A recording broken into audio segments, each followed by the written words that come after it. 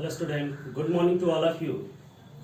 Today I study class 11th physics chapter 4 motion in a plane. Next video lecture. In this video lecture we study about triangle of vector addition. In previous video we study about two vector by graphical method. दो vector को हम लोगों ने graphical method से previous video में पढ़ा था कि दो वेक्टर को ग्राफिकल मेथड से कैसे ऐड करते हैं। जैसे वेक्टर ए है, वेक्टर बी, ठीक है, तो इसको कैसे ऐड करते हैं मैंने बताया था। वेक्टर ए को सबसे पहले लिखते हैं, उसके हेड से वेक्टर बी की टेल को क्या करते हैं, ऐड कर देते हैं, और वेक्टर बी की टेल को ऐड करते हैं और फिर इसको मिला देते हैं। This is resultant vector, vector A plus vector B, but this is graphical method और इसके मैग्नीट्यूड को हम लोग नहीं निकाल सकते, केवल मेजर करके निकाल पाते हैं। इसलिए हम लोग क्या पढ़ेंगे आज, ट्रायंगल ऑफ वेक्टर एडिशंस यानी एनालिटिकल मेथड हम लोग पढ़ेंगे, एनालिटिकल मेथड पढ़ेंगे, ठीक है। मानी मैथमेटिकल मेथड से इसको हम लोग क्या करेंगे, प्रूफ करेंगे। तो इसमें ट्रायंगल ऑफ वेक्टर एडिशन होता क्या है, इफ टू वेक्टर, ठीक है, अगर हम लोग क्या करते हैं, कोई दो वेक्टर लेते हैं और उसको क्या करते हैं, ऐड करते हैं, add at a same time, adding at a same time represented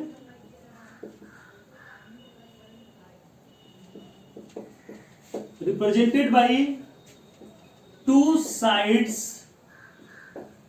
of triangle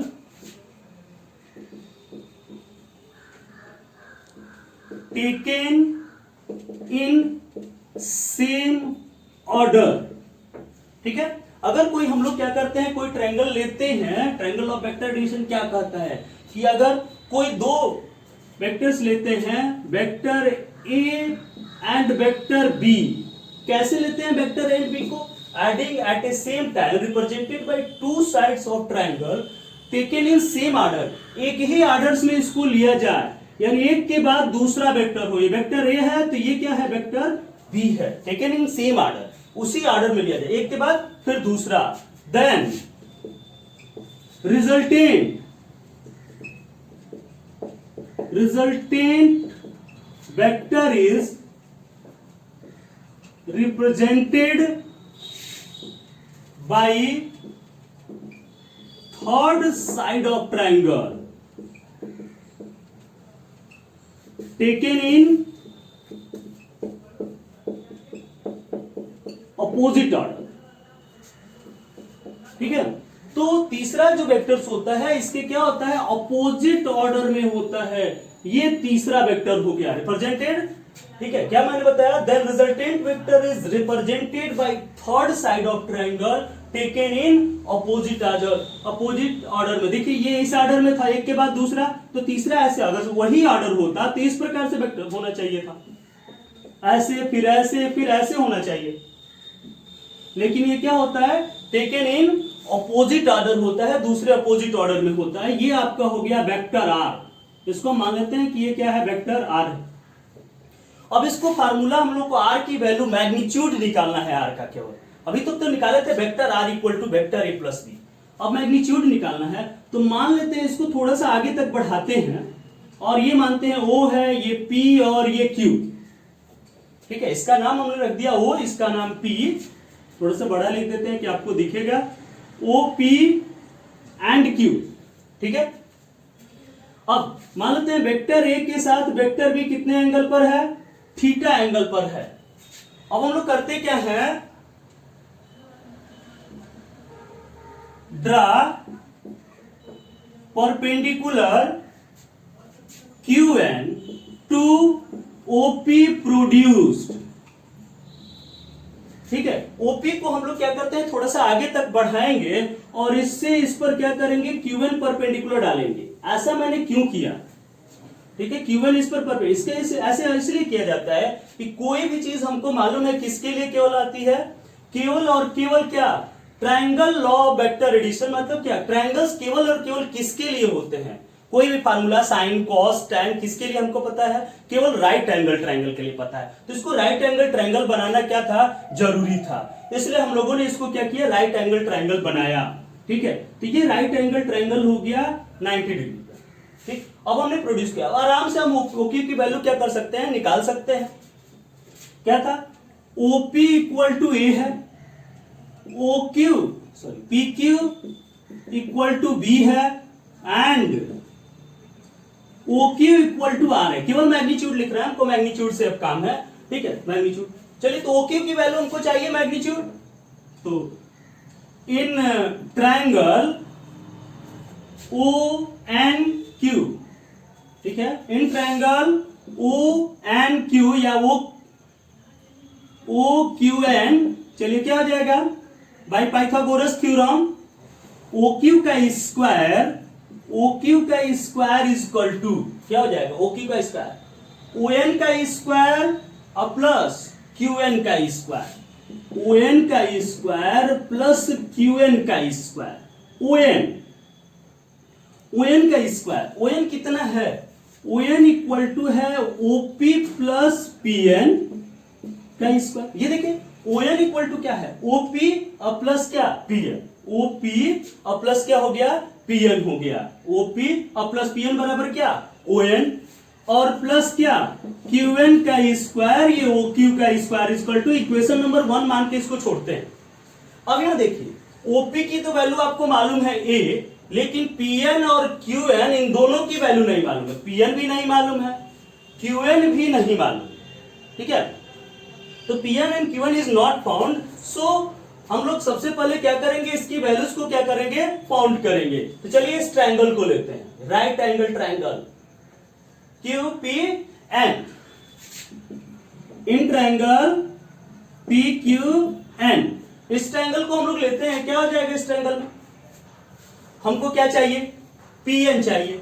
PN क्या है, बेस है, और हमको पता है हाइपोटेन्यूज पता है इसका, बेस और हाइपोटेन्यूज का रिलेशन क्या होता है, कॉस थीटा। तो बेस और हाइपोटेन्यूज का रिलेशन होगा क्या, कॉस थीटा।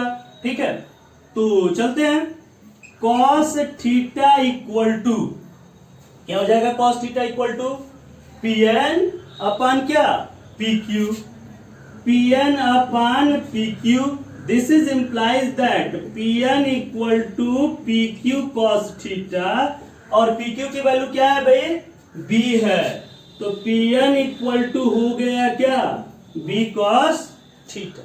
PN की वैल्यू आ गई, अब किसकी वैल्यू चाहिए, QN, ये है आपका क्या, QN है, ये QN क्या है, परपेंडिकुलर है, परपेंडिकुलर की वैल्यू आपको क्या करनी है, निकालनी है, हाइपोटेनियस मालूम है, परपेंडिकुलर हाइपोटेनियस का relation sine theta, sine theta equal to कितना, QN upon PQ, this is implies that QN equal to क्या हो जाएगा, PQ साइन थीटा, यानी QN इक्वल टू कितना, PQ की वैल्यू कितनी है, B है, B साइन थीटा। तो Q1 इक्वल टू हो गया हमारा क्या, B साइन थीटा। अब क्या करते हैं, इसको नोट कर लेते हैं, इसको इक्वेशन 1 में क्या कर देते हैं, पुट कर देते हैं, पुट इन इक्वेशन 1, इक्वेशन 1 में सारी वैल्यूज पुट करते हैं, यहां पर हम लिखते हैं, चलिए ये देखिए,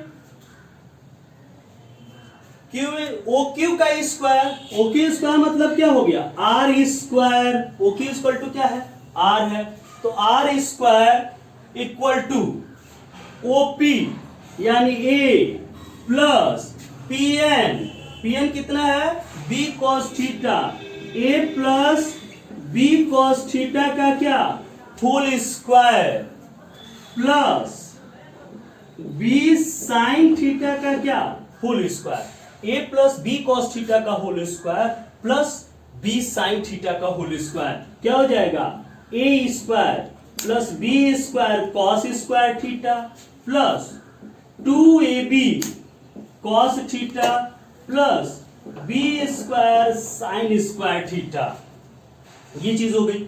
अब यहां देखिए A square plus B square common करिए, देखिए यहां भी B स्क्वायर कॉमन है, यहां भी B स्क्वायर कॉमन है, क्या हो जाएगा, cos square theta plus sine square theta plus 2ab cos theta. ये देखिए cos square theta plus sine square theta क्या होता है, 1 होता है।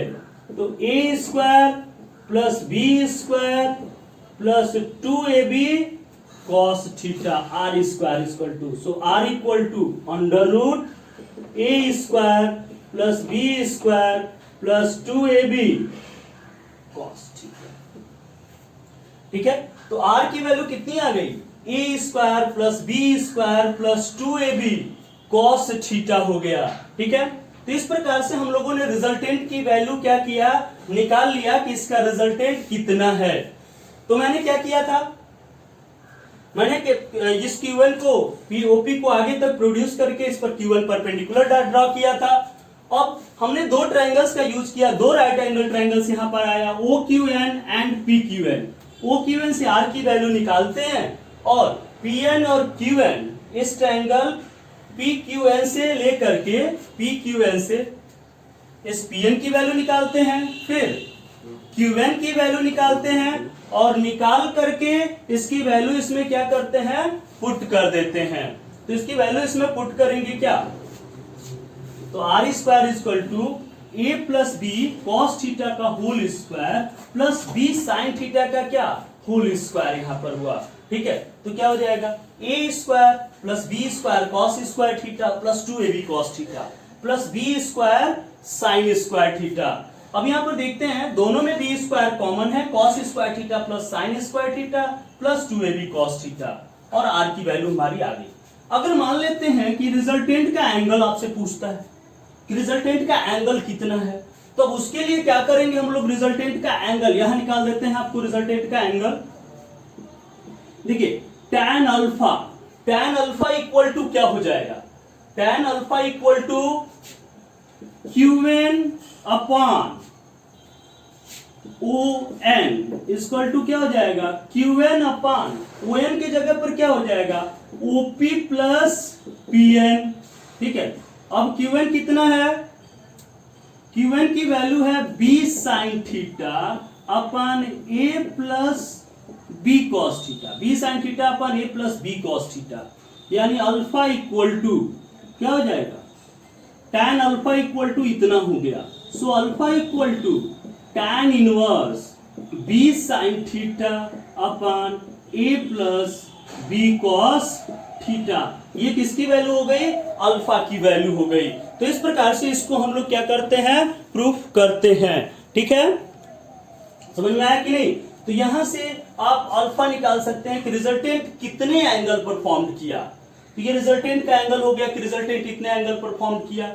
यहां पर हम लोग क्या निकाले थे, रिजल्टेंट निकाले थे। समझ में आया। तो इस प्रकार से ये सारी चीजें हम लोग इसको क्या कर सकते हैं, प्रूफ कर सकते हैं। ठीक है, तो इसको आप नोट करेंगे, यानी बस यहां पर ये triangle of vector addition, it is most important parts of your chapter. Vector chapter का सबसे मोस्ट इंपॉर्टेंट ये है, इसको आप नोट कर लीजिए। Alpha equal to tan। अच्छा, यहाँ पर कोई भी कंडीशंस आप ले सकते हैं। जैसे मान लीजिए कि आपने ले लिया कि थीटा इक्वल टू क्या है, 0 डिग्री पर है, दोनों एक ही डायरेक्शन में अगर लग रहे हैं, दोनों का डायरेक्शन क्या है, एक ही है।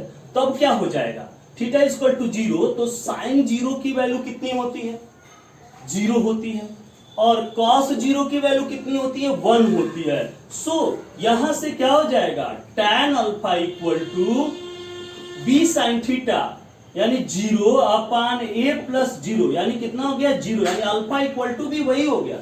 ठीक है, 0 डिग्री पर ही हो गया यहाँ पे। ठीक है, तो इस प्रकार से हम इसके कंडीशंस को क्या कर सकते हैं, कर सकते हैं। ठीक है, इसको आप थोड़ा सा नोट करिए।